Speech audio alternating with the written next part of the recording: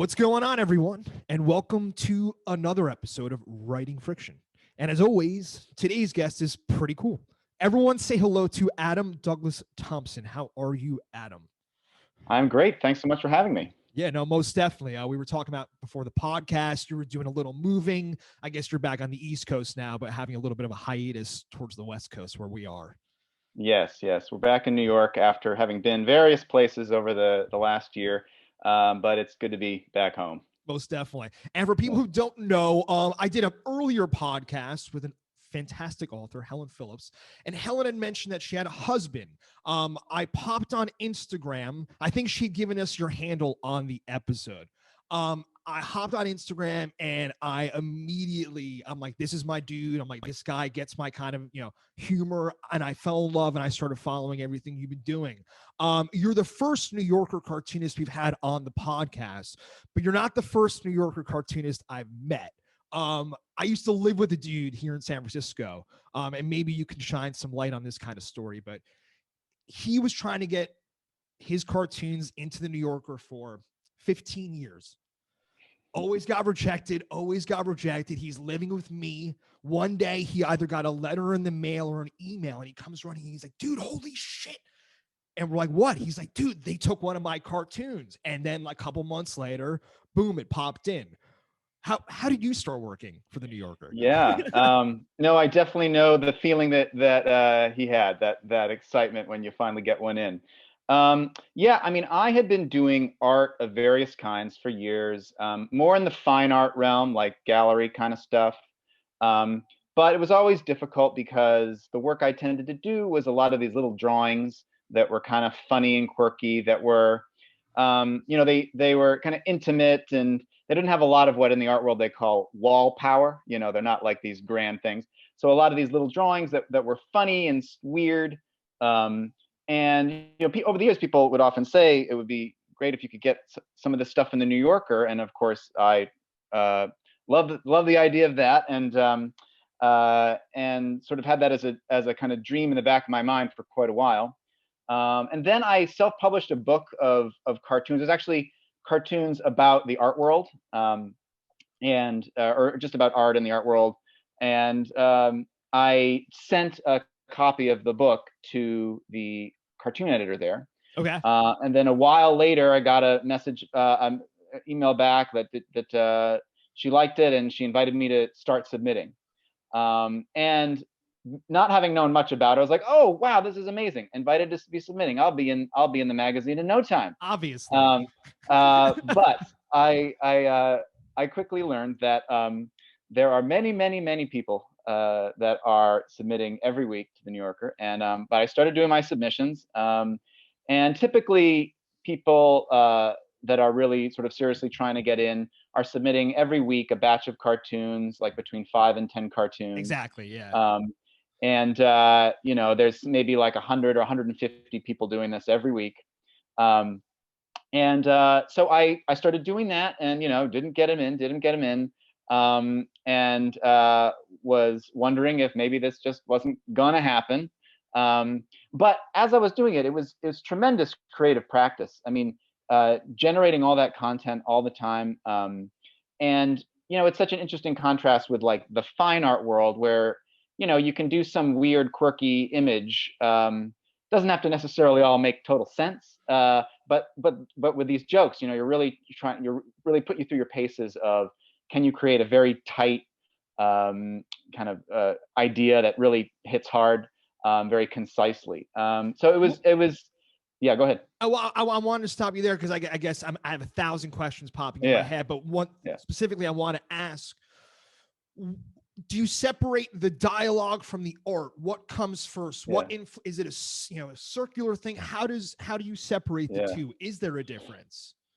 I mean, my cartooning approach, I think, is pretty image driven. Some cartoonists write a caption and then make an image, or some cartoonists might make an image and then write a caption. I mean, usually I'll have the whole idea all at once, but usually it's a fairly visually driven idea. I think also just coming from like the art angle, most ideas start with some quirky image, and then I figure out what I can do with that. I used to sort of think of myself as like an artist, but like a cartoonish kind of artist. Now I sort of think of myself as an artsy cartoonist to some extent. That Well, I when you started, were you doing these kind of specific pencil cartoons? Was that just your style to begin with? Yeah, through grad school and after, I was really into drawing, and I was into drawing large quantities of simple, funny kinds of quirky Yeah. drawings, like by the hundreds and thousands. Um, but it wasn't until I started doing the stuff for the New Yorker that I really put myself through the paces of making very tight jokes. You can just get away with so much ambiguity with artsy Mm-hmm. images, Yeah. and so yeah, it had always been my kind of angle. I kind of, but I it was kind of great because I for years had struggled because I didn't quite know what my artistic direction was in the fine art world, and I just sort of evolved toward this cartooning universe, and suddenly I'm submitting to the New Yorker, and it just felt perfect, even though I hadn't gotten anything in. And then after, gosh, I can't remember quite how long I was submitting before I got one selected, but it wasn't crazily long. It was maybe like 5 or 6 months or something like that. Mm-hmm.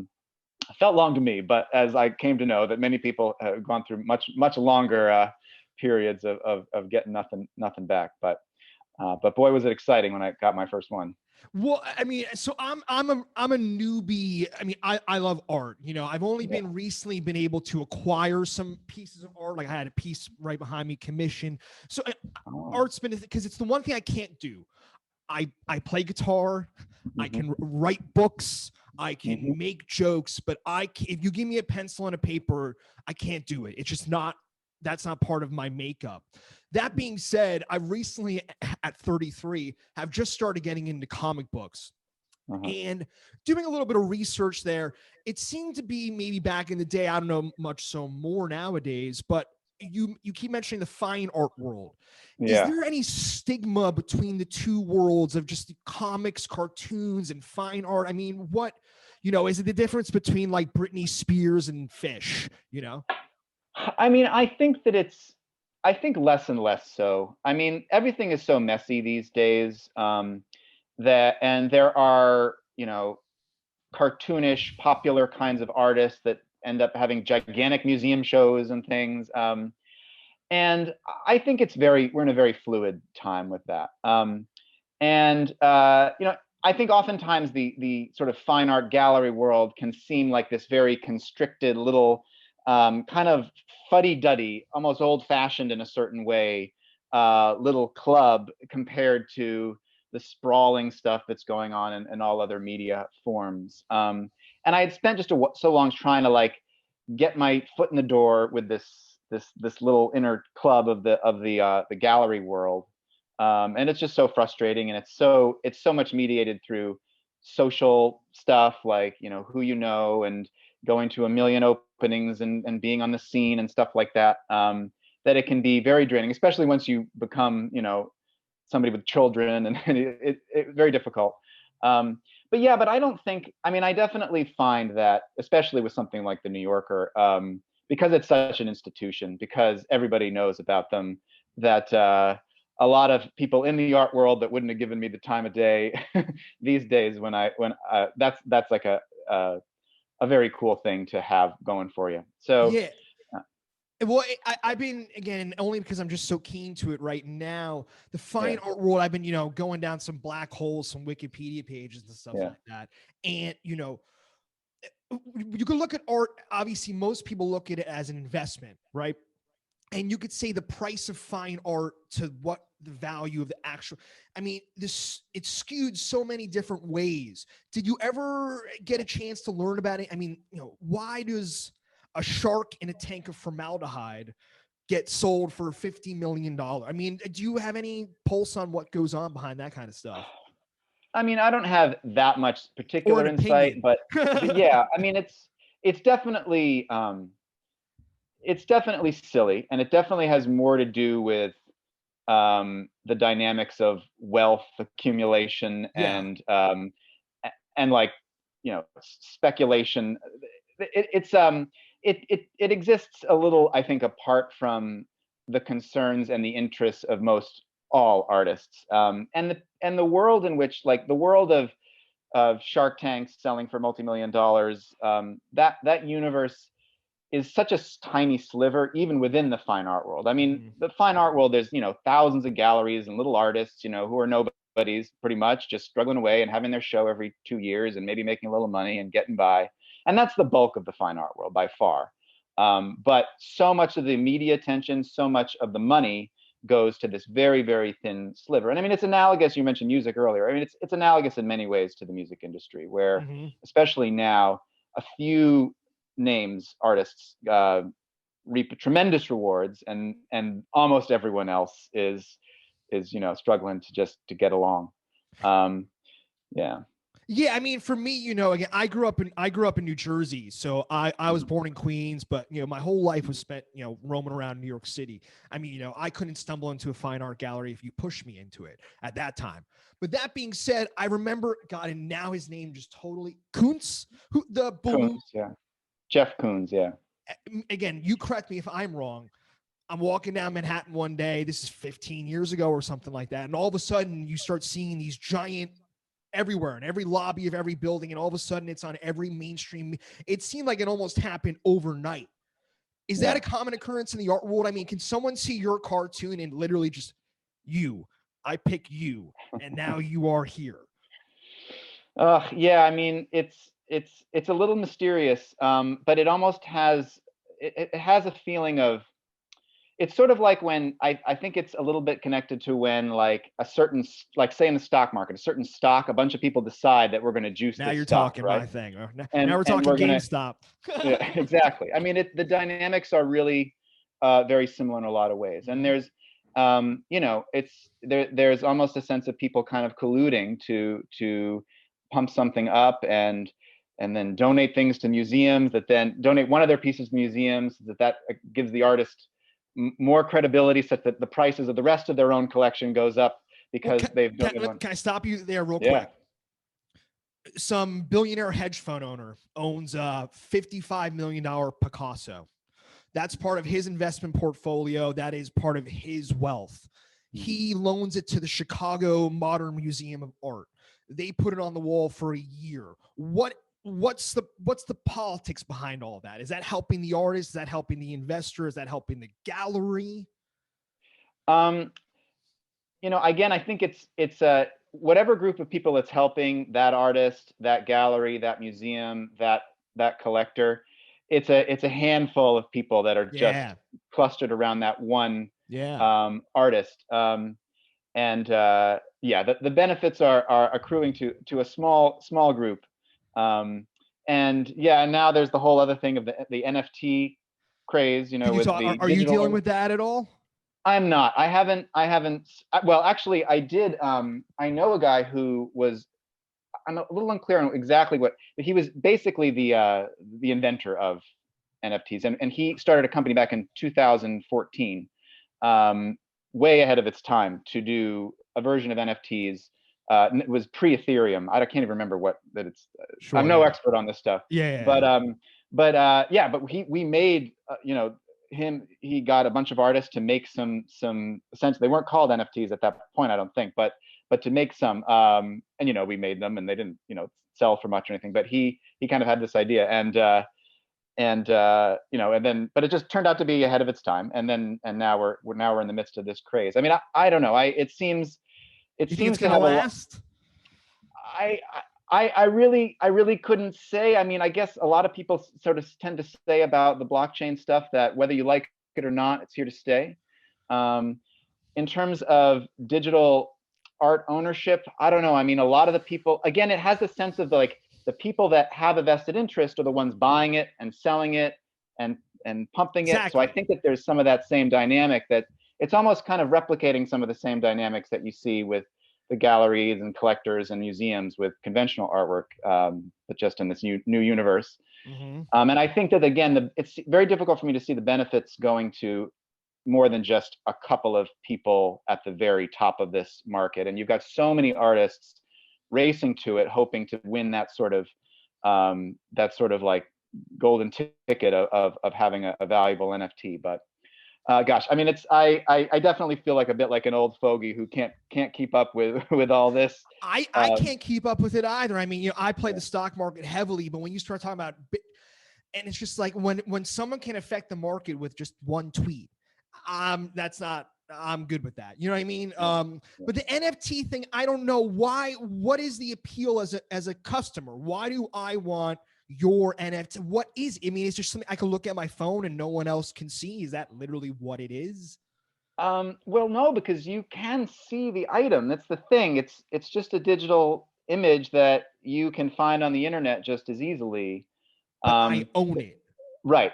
There's an artist. There's an artist, Brad Trammell, who's sort of an enfant terrible of the art world, has been for a long time, and he he does uh, like posts and video explainers on some of this like art world stuff. Yeah. And he just did a big sort of thing about NFTs and basically kind of describing it as a pyramid scheme built on top of the art pyramid scheme, basically. It's so fucked So, up. I mean, yeah. you pull the camera back on some of this kind of stuff and you just think to yourself, I mean, what are people? I mean, Yeah. Doge. I mean, let's not even talk about this shit. I wanted to go back. I was looking through your Instagram and actually on your website, you had a couple of highlighted ones.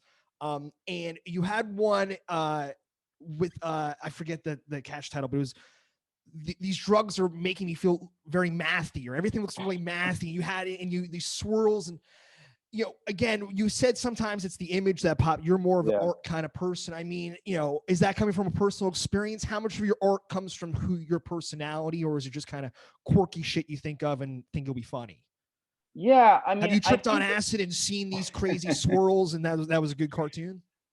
No, I haven't, but and yeah, in terms of my arts, like I struggle with like because I think sometimes I sort of think of myself as not being that personal an artist. Like I make a lot of images and I'm kind of like going through the world like looking for weird stuff and kind of putting them into my um, images. Although I feel like in the last year, in a certain way, where I had a lot more time like in myself, as a lot of Yeah, us did. yeah.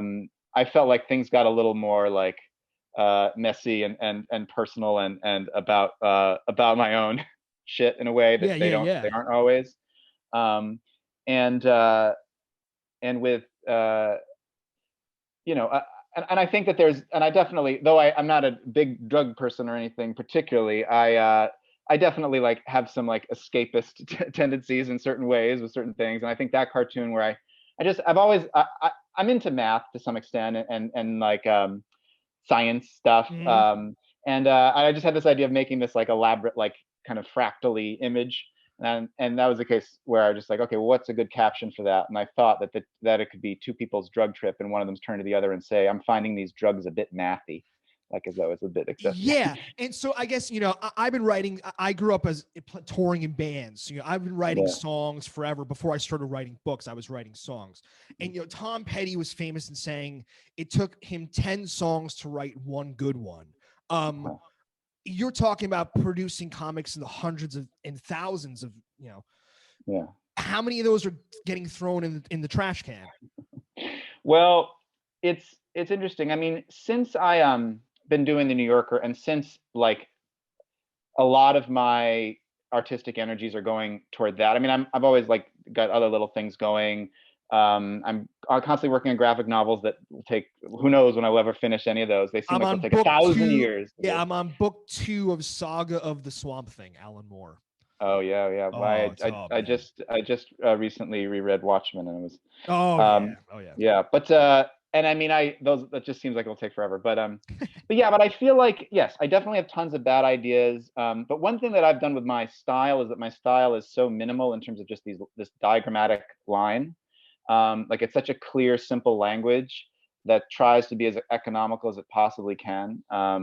That I can go through a lot of bad ideas really quickly without too much impact. Mhm. And I also am just now, oftentimes don't even really need to draw an idea because I can just consider an idea, know what it will look like, or pretty much know what it'll look like because I know that language so well at this point. Yeah. And just kind of list ideas in my phone. And maybe I can skip the labor of doing 10 of those ideas because I've listed them in my phone, but then I get one that's, oh, that's worth drawing. And so then I would sit down and draw draw So something. you're talking like a literal list on your phone, 10 Yeah, yeah, ideas. yeah, And, but I mean, obviously though, it took you some time to get to the point where you felt comfortable enough to be able to just visualize it in your head, right? I mean, there had to have been a yeah. time where you had to draw the shit out each and every one. Yeah, I mean, if I look back over, because I sort of started drawing in this particular diagrammatic way, maybe like 13 years ago, Okay. and it definitely, it is satisfying. Like there's those few things in life. A lot of life, you feel like, I'm doing this stuff, and I don't really feel like I'm any better at it than I was before. Like, but the drawing is one thing where I feel like I can really look back and see, I'm better at this. Like I've Yeah. developed a personal technology for like generating uh, imagery and that I can like, that is like a well-oiled machine pretty much, Yeah. and I I mean, can just are you open to, I mean, do you get any feedback from the editors or from people on social media? I mean, do you take into that consideration at all? Yeah, I mean the editors at the New Yorker, I mean, who are extremely nice and kind. But they're so inundated with so many submissions every week that Yeah. even there are people that are getting in, because I get them pretty frequently. They can't give that much Yeah. content. They're just under a mountain of stuff at all Yeah. times. Yeah. Um, but I've gotten bits of feedback from them, and I definitely get some feedback online. Whenever a cartoon gets posted on the New Yorker feeds, I've learned that I have yet to develop uh, the fortitude to look through the comments and not have the little nasty ones just stick in my brain. I mean, what kind of nasty comments do people leave on a I fucking New mean, Yorker cartoon? I mean, it's I literally know. I one mean, well, it's sentence. amazing. You'd think, but gosh, I mean, you Unless you're know, talking like, specific political stuff, how yeah. upset can people really get? Not bad. I mean, oftentimes it'll be just, this isn't funny or something, somebody just dismissing it. And that's, I'm getting better at that. But, Yeah. gosh, I mean, I've really stopped doing it. I mean, early on, Yeah. I would go through like, because if they post one to Instagram, it's got hundreds of comments, and I scroll through them, and it just, any little thing. I'm very fragile. I got Of I got to I got course. to toughen up. But Imagine having a YouTube channel. yeah, I can't even. No, it's tricky, but I mean, I don't believe that there's that much for me to be gained by like Yeah. engaging that much. So Yeah, so there pretty isn't. much I just don't. It's a black So hole of misery. yeah, So yeah, the opposite of misery is kind of happiness. What do you do yeah. outside of art that maybe influences your art or just makes you a better person? Yeah, I mean, well, I've got a great family. My wife Helen, when we'd really developed, she's a writer, of course, and we really developed our creative identities in tandem with one another. Years ago, we were both. She was working on a book that was really her first adult book that she wrote, which was one-page stories, and I She was might have actually starting. talked about that, I think, on the podcast. Yeah. That Oh, instantly really? Yeah, rings a yeah. bell. Yeah. So she was working on that at the same time as I was starting to do just I was kind of putting aside like paintings and other bigger projects that I Yeah. had been struggling with to just try to develop a practice where I could have lots of ideas really rapidly and really succinctly. So I started just doing these like one page little doodly drawings, which would later evolve into full on cartoons. But so we were both doing these kind of parallel things at once, where we were like in kind of creative boot camp together Yeah. during that period, where we're just making one little thing after one little thing after one little thing. Um, and that to me is like was huge, and having and working in tandem beside her and was a huge part of my kind of creative development. And yeah, and otherwise, I mean, it's been a weird time. Like I got family now, kids now, and so a lot of the energies go into that, which is great, and also of course very tiring and draining. But I do play music some too. For years ago I played music, What do you play? sort of guitar, and I wrote songs. Oh, dope. Right. Yeah, Were you yeah, playing yeah. in any bands? I mean, it's very, very small time, Yeah. local stuff. And my brother is also a musician, and we play music together too. Dope. And I've always had, like most people in the creative industries, I've usually had like several jobs going at once. So I teach college students, teach at various colleges around New York for the last 13 years or so, which is great, which just, kind of keeps you on the ground with with people and you know, college students. I just love working with college students. It's Yeah. especially like in the public university systems. What do It's you been really teach? great. I teach design basically, like intro design, color theory, and Oh, okay. stuff like that. Yeah. People find it somewhat a little ironic that I'm like a color theory teacher and I do these black and Black white and white. Yeah, drawings, yeah, but yeah. You said but it, not me. yeah, yeah, right. Because I used to paint and stuff too, and I Yeah. occasionally have dabbled in years since. But yeah, teaching various like um, commission work and stuff. You know, I've done some Yeah. big commissions for companies and things like that. With Um, color painting? well, I've done actually drawings. So I've done a couple different companies like Logitech, the company's out in your area there. Like group of like 80 drawings for their hallways and their Oh, that's corporate awesome. headquarters, things Yeah, like yeah, that. yeah. That are all like around technology. Mm-hmm. You know, so I kind of like having like an assignment. You know, it's like Yeah, yeah, you yeah. get okay, make a bunch of stuff that's all about X, and I take to that like a duck to water. Okay, I yeah, like a for good sure, for assignment. sure. Yeah, yeah. Um, yeah. So it's always interesting. Right now, I'm doing also I do scientific explainer videos for a YouTube channel, Minute Earth. Wait, Um, okay, it's yeah. you dive deep. You lost me there. What? Yeah, yeah. So it's a channel. Minute Physics and Minute Earth are their channels of scientific explainer videos, like 1 or 2 minutes, kind of simple animation, like line Of drawing one style specific topic of like in a a topic, minute. like explaining like what's the deal with black holes or what or Yeah. Sounds like a tides or something. bad Yeah. stand-up comedy bit. Yeah. You're right.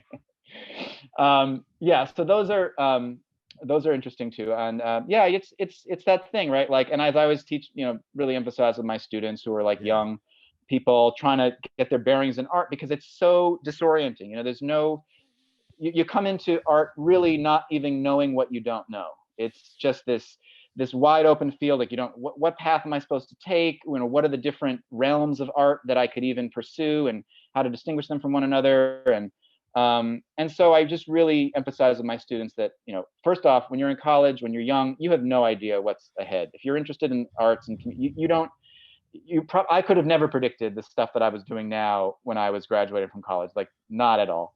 And you have to be flexible. And you have to try a lot of different things and see which threads kind of branches bear fruit, Mhm. and juggle a lot of stuff. And Well, can I yeah, ask you this? I mean, since it seems like you're around younger, early 20s, whatever, however yeah, old they are.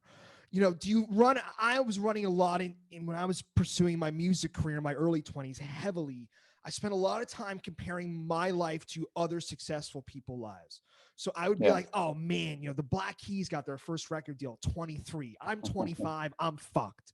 Um, in the art world, is it common for some artists to pop early? And do kids have to Yeah. deal with that kind of same thing? I mean, Sure. Yeah. It's a very similar dynamic. I think that you know, as if you're in art school and you leave art school, there's certain people that you can see are starting to have careers, and then the majority that aren't. yeah, And although I came out of art grad school in like 2008, yeah. so no, but it was I came out into that total like shitstorm of the recession and everything, Mm-hmm. where there wasn't anybody Man, that's that yeah. was Talk about blowing up, you timing. know. Yeah, Yeah. And but at the same time, like I a lot of great I knew a lot of great artists that are still artists, and that over the years have figured out ways to build a career. And there's just a lot of different kinds of career you can have. I mean, I think early on you sort of see these certain stars that, and you think that that's the only version of success, right? If I'm not that, then what am I? yeah, But there's a lot of different ways to build, you know, a lot of different artists like doing that, like doing things without the gallery route, you know, making, yeah. you know, more DIY approaches to like building an audience for yourself. And that's the thing. I mean, I feel like for people who can't see the sun, I'm trying to figure out the sun in my blinds, but I'm blind at this point. It doesn't matter. But in the galleries, I feel like you hear more about the curators than the artists. I mean, like, whenever there's an article about some new art gallery in SF, it talks a lot about the curators and things like that. I mean, they have a lot of influence in what's getting put on those walls. I mean, is it all their taste? Yeah, I mean, it depends. I mean, there are the people that own and run galleries, like the gallerists, you'd usually call them. That And is then the word. yeah, well, and then, but then also curators would be people that maybe aren't in Hmm. charge of a gallery, but they're organizing different shows in different Okay. venues. Um, yeah, it's a whole ecosystem. There's art advisors who are just trying to connect clients to with things to buy. Uh, And it's definitely, I mean, you can definitely feel as just like a lowly artist that doesn't have a big platform yet. It can feel like, just how do you even penetrate? as a young college kid, going into that market, it Yeah, must be super yeah, intense. it is. And the deck is really stacked to, and again, I deal with a lot of like public university students, and because everything is so socially mediated. It's so much Mhm. about networks of connections and things in many ways, that if you can easily feel like if you didn't go to the elite college, or have those elite networks, that there's very little entree into it. So Same what could be artists. said for writing too. Yeah, yeah.